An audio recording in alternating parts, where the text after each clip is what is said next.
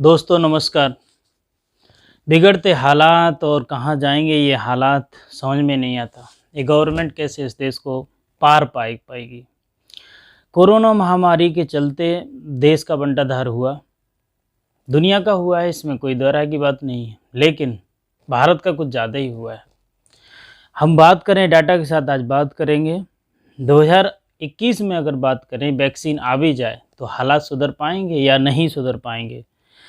भारत वैश्विक महामारी से जीत पाएगा या नहीं जीत पाएगा। बिगड़ते अर्थव्यवस्था में क्या कोई सॉल्यूशन है गवर्नमेंट के पास कि हम इसका सॉल्यूशन ला करके उभार पाएँ अर्थव्यवस्था को, या फिर गवर्नमेंट बार बार, हमारे मोदी जी बार बार ये इसका जिक्र करते हैं कि आत्मनिर्भरता लाई है। आत्मनिर्भरता लाने का मतलब है कि हम अब डिपेंड बने, सेल्फ डिपेंड कैसे हो पाएंगे वो आगे की बात है। क्या भारत विश्व की अर्थव्यवस्था पर खरा उतरता है? पता नहीं, अभी तो नहीं लगता खरा उतरता है, क्योंकि अभी एक मीटिंग हुई थी जिसमें कि RCPE चीन की अगुवाई में एक मीटिंग हुई थी जिसमें कि भारत ने वॉकआउट किया है। मतलब ये मीटिंग इसके ऊपर थी कि सामानों के लेन देन पर थी। अगर इसमें सिग्नेचर भारत करता तो चाइनीज़ सामान और आते इंडिया में, जिस पर इन्होंने वॉकआउट किया और इन्होंने जाने से मना कर दिया। अब बात आती है कि क्या अगर हम वॉकआउट कर भी लेते हैं तो हमारा काम चल जाएगा क्या? लेकिन कांग्रेस भी यही चाहती थी कि भारत इसमें पार्टिसिपेट नहीं करे, लेकिन नहीं किया। जो RCP की बैठक हुई थी उसमें 15 देश आते हैं। कितने? 15 देश आते हैं। आसियान देश के, जिसमें 10 देश हैं, और 5 बाहर के देश हैं। जिसमें 5 बाहर के जो देश हैं उसमें आपका कोरिया है, जापान है, चाइना, न्यूजीलैंड और ऑस्ट्रेलिया। 10 जो देश हैं, कंबोडिया है, लाओस, फिलीपींस और Brunei, Burma, Myanmar, Thailand, Indonesia, Singapore और मलेशिया। इन देशों ने अपना सामान को लेन देन के ऊपर ये बैठक हुई थी जिसमें हस्ताक्षर हुए हैं। लेकिन भारत ने भी अपने फ्री ट्रेड एग्रीमेंट कर रखे। फ्री ट्रेड एग्रीमेंट का मतलब होता है कि सामान आप हमारे यहाँ बेचिए, हम तुम्हारे यहाँ बेचेंगे। कारोबार भी इसी तरह चलता है कि सामान आपका हमारे यहाँ आएगा और हम तुम्हारे यहाँ बेचेंगे। तो जैसे चाइना के साथ में भी भारत का फ्री ट्रेड का एग्रीमेंट है। ऑस्ट्रेलिया, न्यूजीलैंड के भी साथ यही है। हम बात करें, भारत के संबंध रसिया से सबसे ज़्यादा थे, रसिया के साथ सबसे ज़्यादा थे, लेकिन हालात बदले। मोदी गवर्नमेंट आई, मोदी ने ओबामा के साथ भी बहुत मित्रता संबंध रखा और ओबामा के साथ भी रखा। लेकिन विगत काफ़ी इधर बीते वर्षों में हमारे संबंध रसिया से तो उतने अच्छे नहीं रहे, लेकिन अमेरिका से थोड़े अच्छे संबंध बने हैं।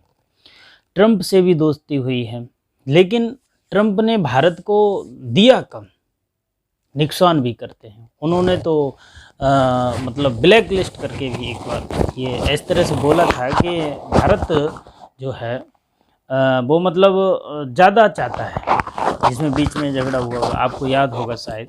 अगर हम एक और बात करें, 2012 में जो TPP बनाई थी, वह TPP एक कहना चाहिए ट्रेड ट्रांस स्पेसिफिक पार्टनरशिप बनाई थी, जो ओबामा ने बनाई थी। अच्छा, मोदी जी के ओबामा से संबंध ठीक रहे तो उसके तहत 28 देश आते थे, उसमें सिग्नेचर हुए थे। लेकिन जब से ट्रंप आए, ट्रंप ने वो नीति हटा दी अमेरिका से। उन्होंने दूसरी एक नीति बनाई, CPTT, जिसका मतलब होता है comprehensive and progressive trans Pacific partnership.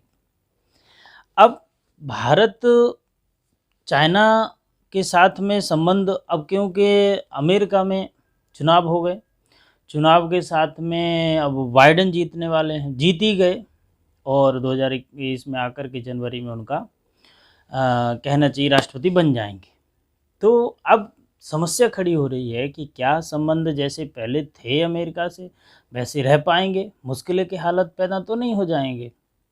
क्योंकि व्यापारिक जो लेन देन होती है उसमें ये संबंध बहुत मायने रखते हैं, क्योंकि हर देश चाहता है कि हमारा ज़्यादा फायदा हो। उसमें अब बात करते हैं कि लेकिन भारत इतनी कहना चाहिए कि उस शिखर पर पहुंच गया है कि बता हालत बहुत ख़राब है। अर्थव्यवस्था पता ही है माइनस में जा रही है। बेरोज़गारी की वो हालत है कि आज बहुत ही हालत ख़राब है, कहना मुश्किल है। ईपीएफओ का डाटा कहता है पिछले इसी साल के अक्टूबर का कि जो कर्मचारी भविष्य निधि योजना के तहत जो कंपनी टोटल कंपनी थी वो 5,30,869 कंपनियां थी। कितनी? 5,30,869 कंपनियां थी, वो घट कर के 5,04,044 पर आ गई, जिसमें कि 30,825 कंपनियां या तो मर्ज कर दी गई या फिर वो बंद हो गई, या तो मर्ज कर दी या फिर बंद कर दी गई। ये मर्ज या फिर बंद करने से सॉल्यूशन होता है कुछ क्या? सॉल्यूशन तो तभी होगा कि जब हम एक तरह से इकोनॉमी के ऊपर सोचें और जो कमी हो उसको पूर्ण करें। अच्छा, कर्मचारियों की बात करें तो 4,77,000 थे इन कंपनियों में, लेकिन अब जब कंपनियां बंद हुई या मर्जर हुई तो कर्मचारी हटेंगे, जाहिर सी बात है। इसमें 19,000 की जो 19,000 के अबाउट में जो कंपनियों में वर्कर थे, कर्मचारी थे, उनकी नौकरी भी गई। इसमें जिसको पीएफ भी मिलता था और काफ़ी कहना चाहिए कि जिसको नहीं हटाना था वो भी गए। अब बात करते हैं हम भारत के एक्सपोर्ट ग्रोथ की। एक्सपोर्ट ग्रोथ में भारत की स्थिति इतनी बेचैन करने वाली है कि समझ में नहीं आता भारत या तो डंप करेगा या क्या करेगा। हालत बहुत ख़राब है, माइनस में है, -5.1% है। वहीं चाइना की 11.4% है, मलेशिया 14.46% है। एक्सपोर्ट ग्रोथ के हम अपना सामान बाहर ले जाना है। यहाँ से स्थिति तो इतनी ख़राब है कि पिछले वक्त देखा होगा आपने कि जो शिप व्यापारिक सामानों को ले जाने लाने का काम करते तो उनको भी अब काट पीट करके हम अलग कर रहे हैं कि ये जिनको कि अरबों रुपए में बनाने की कहना चाहिए कि कीमत आई थी, लेकिन आज हम उन्हीं को बिगाड़ के रख रहे हैं कि इनको खड़े खड़े कोई मतलब नहीं है। अब क्या होगा पता नहीं। भारत माइनस में जा रहा है, बहुत हालत ख़राब है। भारत कहाँ पर खड़ा होगा अन्य देशों के साथ में, ये कहना बड़ा मुश्किल है। और भी हैरान करने वाली बात है कि गवर्नमेंट उन चीज़ों को बेच रही है, बहुत हैरान करने की बात है। बीपीएल, भारत पेट्रोलियम, जो कि एक भारत को रत्न की तरह पैसा देता है, एक रत्न कहा जाता है कि उस भारत के पास रत्न है। क्या? भारत पेट्रोलियम जो गवर्नमेंट कंपनी है, लेकिन भारत अब उसको बेच रहा है। वेदांता ग्रुप है, अग्रवाल, वो भी खरीदते हैं, 4 बाहर के देश हैं, वो भी खरीदने पर बोली लगा रहे हैं। तो बिकने के बाद में कैसी स्थिति पैदा होगी, क्या होगा, इसका कोई अंदाज़ा लगाना अभी बहुत मुश्किल है। अगर हम बात करें पिछले चाइना और भारत का अगर कंपैरिजन करें तो पर कैपिटा इनकम के बारे में 2000 कहना चाहिए 1990 के दशक में तो बराबर थे। अगर हम फिर भी 10 साल पहले की स्थिति को देखें, 2010 में जो चाइना की पर कैपिटा इनकम थी वो 4,500 रुपये डॉलर थी पर व्यक्ति आय। कितनी थी? 4,500 रुपया डॉलर में, ठीक है, रुपया नहीं। अब भारत की वहीं पर देखें हम, 2010 की जो स्थिति भी थी वो 1,357 डॉलर थी, ठीक, एक आदमी की इनकम। अब 2019 में आकर के चाइना की तो डबल हो गई, जबकि डबल भारत की भी होना चाहिए, क्योंकि पहले तुम समान थे। 90 के दशक में देखिए समान थे, क्या हुआ फिर ऐसी स्थिति पैदा हुई कि 2019 में चाइना 10,599 डॉलर पर व्यक्ति आय हो गई, लेकिन भारत वहीं पर 2,104 पर लुढ़क गया। कितने से? 2019 में 2,104, लेकिन महामारी में ऐसा हुआ कि जो पर कैपिटा इनकम आती है व्यक्ति की वो 1,877 डॉलर हो गई पर व्यक्ति की आय। लेकिन अगर हम एशियन देशों से हम कंपैरिजन भी कर लें कि हम कहाँ पर आते हैं, तो भारत तीसरे नंबर पर आता है, जिसमें कि म्यांमार है 1407 रुपये डॉलर है, और एक की है 1643 डॉलर। भारत के ऊपर जो देश हैं जैसे मलेशिया 11,404 डॉलर है पर कैपिटा इनकम पर व्यक्ति की। Indonesia 4,135, Philippines 3,425 dollar, Vietnam 2,715 dollar per capita income है।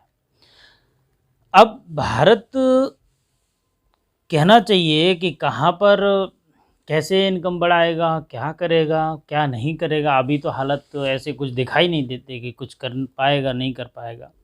एक डाटा और आपको बतलाते हैं, एनसीएलटी का, नेशनल कंपनी लॉ ट्रिब्यूनल, इसको ये डाटा कहता है कि जो कंपनियां दाम लेती हैं सरकार से या बैंकों से कर्ज लेती हैं, उस कर्जे में वो करती क्या है, खेल कैसे करती हैं, देखना।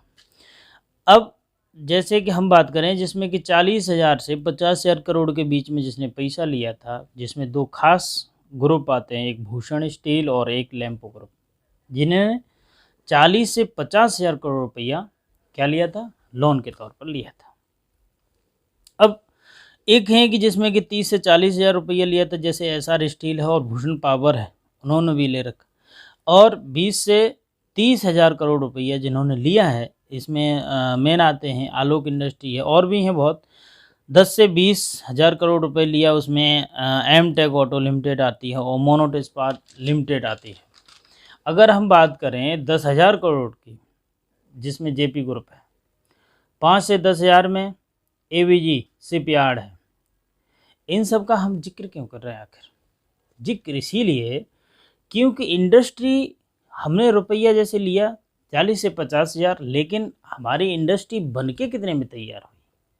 जैसे हम बात करें इंडस्ट्री जो सेटलमेंट की है, जैसे हमने लिया 40 से 50, लेकिन इंडस्ट्री बनके तैयार होगी 5,000 करोड़ रुपये में। तो बीच का पैसा था वो कहाँ गया? गवर्नमेंट को तो कोई फ़ायदा नहीं है इससे।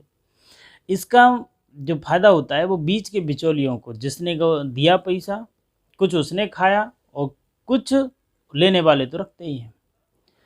तो गजब की स्थिति पैदा होगी। जैसे हम बात करें एडेक्स शिपयार्ड में 25,000 करोड़ रुपया में तैयार हो गई, बन के लिया कितना, 30 से 40,000 करोड़ रुपया लिया, बीच का कहाँ गया कोई नहीं जानता। सेटअप जो बहुत कहना चाहिए कि हम कितने गुने ज़्यादा पैसा गवर्नमेंट से ले लेते हैं, लेकिन उसके एवज में जो कंपनी बैठती है, कंपनी लगती है, वो हमारा जो पैसा छोटे से बजट में बन जाता है। बैंकों को कंगाल किया, इस स्थिति तो बैंक कंगाल हुए। क्यों कंगाल? आखिर एनपीए बढ़ रहा है, क्यों बढ़ रहा है एनपीए? गवर्नमेंट बड़ी अच्छी स्थिति पैदा करती है कि मर्जर कर देती है, कि एक मान लीजिए माइनस में था, एक प्लस में था, दोनों को मर्जर कर दिया और दोनों के घट बढ़ के वो स्थिति आ जाती है कि भाई हम तो लाभ में हैं। बड़ी गजब की स्थिति है। बढ़ के हमको करना चाहिए कि जो बैंक घाटे में है उनको इकोनॉमिक तौर पर हमको बढ़ाना चाहिए, उठाना चाहिए। एनपीए की हम बात करें, जैसे एसबीआई की बात करें, एसबीआई का एनपीए 7% है। कितना? 7%। और वैश्विक तौर पर अगर किसी भी, और एसबीआई विश्व की सबसे लार्जेस्ट बैंकों में भी आता है, जिसका एनपीए 7% तक चला गया है। अगर 15% पर एनपीए जाता है किसी भी बैंक का, तो बैंक कहना चाहिए कि वो बिकने के कंगाल पर आ जाती है या फिर उसकी नीलामी होती है। इस तरह से होता है। जैसे और भी बात करें हम, यूको बैंक था, एनपीए उसका 25% पर चला गया। क्यों आखिर 25% पर गया? स्थिति पैदा किसने की? कौन है जिम्मेवार? इंडियन ओवरसीज बैंक थी जिसका 22%, बताइए। और हम गजब की स्थिति ला देते हैं कि मर्जर कर दो। 22% पर जिसका एनपीए गया और जो प्लस में था, दोनों को मर्जर कर दो। अब हम बात करें सेंट्रल बैंक ऑफ इंडिया की, 20% पर गया। यूनाइटेड बैंक ऑफ इंडिया जो 16.5% पर गया, 16.5। भारत यही तो है कि गवर्नमेंट को अपने हिसाब से चलाना चाहिए कि भाई अगर कोई घाटे में है तो उसको उठाना चाहिए, सीधी-सीधी बात है। इसमें कोई घुमा-फेरी तो है नहीं कि बड़ा खेल हो, लेकिन गवर्नमेंट चाहे तब ना। गवर्नमेंट तो ऐसी है कि जिस चीज़ को बिठा देती है उसी से ही वो निचोड़ने का काम करती है। बैंक, अब बात करें बैंकों की, बैंक ही सबसे ज़्यादा रोज़गार देता था किसी ज़माने में, ऐसा कहना चाहिए। क्योंकि हम बात कर रहे हैं, ये अगर बात करें 1991 से 2000 के बीच में 10 साल की बात करें तो बैंक में, बैंकिंग सेक्टर में 66,000 हर साल नौकरी देती थी। कितनी? 66,000। कब? 91 से 2000 के बीच में। लेकिन इधर विगत वर्षों में जब से 2000 से 2010 के बीच में मनमोहन सरकार आई, अटल जी की सरकार आई थी, और इनमें स्थिति धीरे-धीरे खराब होती गई। हर साल 12,000 नौकरी के आसपास आ गई बैंकों में। उसके बाद में हम बात करें 2014 और 15 में 9,000 ही बैंकिंग सेक्टर में नौकरी लगी। 15, 16 और 17 में बात करें तो 924 नौकरी लगी थी। आश्चर्य होगा जान कर के। लेकिन नौकरी गई, 924 की नौकरी गई थी 15-16 में, और एक भी नौकरी नहीं लगी थी। 15, 16 और 17 में एक भी नौकरी नहीं लगी थी, जबकि नौकरी गई कितनी? 924 की नौकरी चली गई। अगर हम बात करें 17 और 18 में तो 32,000 लोगों की नौकरी लगी। 18 और 19 में बात करें तो 21,000 की चली गई। नौकरी हम छीन लेते हैं। कितनी बड़ी गवर्नमेंट है, कैसे-कैसे लोग। और 19 और 20 की बात करें तो यहाँ 19 और 20 आते-आते कुछ कोरोना के चलते, कुछ गवर्नमेंट की नीति मर्जर करो, ये स्थिति पैदा कर दी, तो उसमें 40,000 की नौकरी गई। अगर हम 14 और 20 को जोड़ें तो नेगेटिव में आता है कि नौकरी तुमने दी ही नहीं, बल्कि ले ली नौकरी। अगर हम चाइना और भारत में 1900 दशक में बराबर थे, लेकिन हम दोनों में और कंपैरिजन थोड़ा सा करें कि अपनी टोटल इकोनॉमी की जितनी भी हमारी, जैसे हमारी सोच कितनी बड़ी है कि हम 5 ट्रिलियन की अपनी अर्थव्यवस्था बनाएंगे। 3 ट्रिलियन की व्यवस्था बन नहीं पा रही है, न संभल पा रही है। 5 ट्रिलियन की तो हम तब बनाएंगे। अगर हम बात करें मैन्युफैक्चरिंग की हद में, जो चाइना और इंडिया में, कि चाइना अपनी इकोनॉमी का मैन्युफैक्चरिंग में 27% लगाता है। कितना? 27% लगाता है। वहीं भारत केवल 13% लगाता है। सोचने की बात है। भारत पर कोई भी न ही ध्यान देता है कोई लेबरिंग पर। लेबर चाहे वो IITian हो, चाहे कोई वैसा हो काम करने वाला, मतलब हर तरीके से चीज़ों को बिगाड़ने का काम किया जाता है यहाँ पर। ओहदे पर जो लोग बैठते हैं वही नहीं जानते। अब हम बात करें लेबर इंटेंसिव और कैपिटलिज्म पर भी सरकार कोई भी जोर ध्यान नहीं देती है। थोड़ी सी और अंदर गहराई की बात करें, PSU जो चलते हैं डिसमेंटमेंट, उसमें भी हम क्या करते हैं? डिसमेंटमेंट किया जा रहा है। सरकार हम देखें जिस चीज़ को चलाती है, सही माने में कहना चाहिए कि सरकार जिस चीज़ को चलाती है उसी चीज़ को निचोड़ने लगती है। देखा होगा, अगर हम कोई भी इंडस्ट्री घर में बिठा लें या फिर लगा लें, पहले तो अनुमति नहीं मिलती, अनुमति मिल भी जाती है, लगा लें तो वहाँ पर थानेदार से लेकर के, सिपाही थानेदार से लेकर के ऊपर तक इतने मांगने वाले आ जाते हैं कि आदमी फिर सोचता है चलाने से फ़ायदा क्या है। जब इन्हीं की हमें चाल पलूसी करनी है तो हम चला कैसे पाएंगे? और वो नहीं चलती हैं, रियलिटी है, बंद हो जाती हैं, उन्हीं के चक्कर में बंद होती हैं। अगर सरकार चाहे, अच्छा हम बात करें थोड़ा सा और गहराई में जा कर के, जितने भी बोर्ड बनते हैं, PSU हो चाहे जो ऑर्गेनाइज सेक्टर हैं, उनके जो बोर्ड हैं, गवर्नमेंट चाहे कांग्रेस हो चाहे BJP, दोनों के दोनों ही ये अपने ही आदमी को बिठाने की कोशिश करते हैं उस ओहदे पर।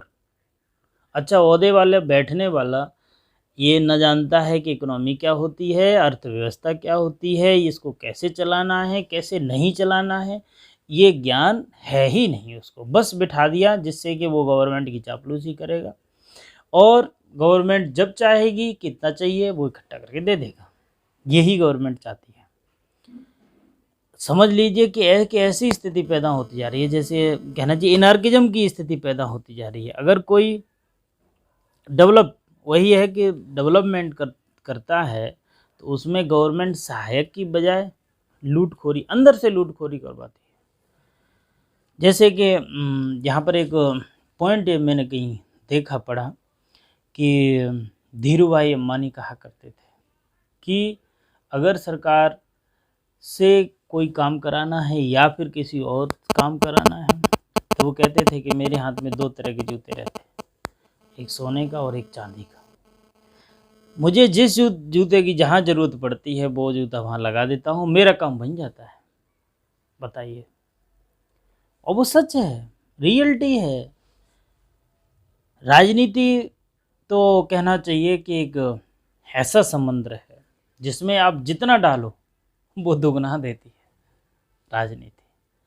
अच्छा, हम एक और बात करें कि बैंकिंग सेक्टर कंगाल होते जा रहे हैं, आदमी की भी हालत ख़राब है और नौकरियां भी छूटती जा रही हैं। लेकिन विचार करें हम सांसदों की, विधायकों की, या फिर जो सत्ता में बैठने वाले जो भी हैं, उनकी इतनी इनकम बढ़ती जाती है, उनके बैंक बैलेंस और प्रॉपर्टी इतने बढ़ते हैं कि अगर कहा जाता है कि भारत के सांसद पूरी जितनी इनकम है भारत के सांसदों की, अगर उन सबको मिला कर के हम अमेरिकन सीनेट से तुलना करें तो अमेरिकन सीनेट कम पड़ जाएगी। विचार करिए आप, यूके सीनेट भी कम पड़ जाएगी। इतना पैसा है किसके पास? जो राजनीति में बैठे हैं दलाल और राजनीति की रोटियां सेकने वाले, सांसद हों, विधायक हों, सभासद, कुछ भी हो, ऊपर से नीचे तक। एक प्रधान भी हो जाता है, वो भी स्कॉर्पियो खरीद लेता है। यहाँ पर क्या हैसियत होती है आखिर? ये स्थिति है, देश कहाँ से चलेगा? क्योंकि जिस ओहदे पर जो व्यक्ति बैठता है उसको ये नॉलेज ही नहीं होती कि हमको किस तरह से काम कराना है, चाहे वो आईटीएन हो, चाहे वो डॉक्टर हो, चाहे कोई भी पर्सन हो, वो जानते ही नहीं है। और उन लोगों को ऐसे ओहदे पर बिठा करके गवर्नमेंट केवल अपने लिए ही एक तरह से कहना चाहिए कि खींचने का, नोट खींचने का या फिर काम करती है। अब इतनी स्थिति है कि आईएमएफ जो वर्ल्ड बैंक है वो यहाँ तक मतलब कहना चाहिए ऐसा आभास होने लगा है कि वो यूँ कह रहा है कि भारत जो डेवलपिंग कंट्री था अब वो अंडर डेवलपिंग में आ जाएगा। ये बड़ी ही भयावह स्थिति है। क्या होगा क्या नहीं होगा पता नहीं। तो सोचिए, विचारिए और कहना चाहिए कि बीते बहुत दिनों में, बहुत वर्षों में, या फिर अभी भी कई सालों आगे तक ऐसी कोई व्यक्ति नज़र नहीं आता या ऐसी कोई योजना नज़र नहीं आती जिससे कि ये सारी स्थिति से हम निपट पाएंगे या ऊपर उठ पाएंगे। कोई व्यक्ति भी नहीं नज़र आता। राजनीति में तो कोई है ही नहीं, किसको आप क्या बनाएंगे? तो सोचिए अपने बारे में और थोड़ा देश के बारे में। नमस्कार।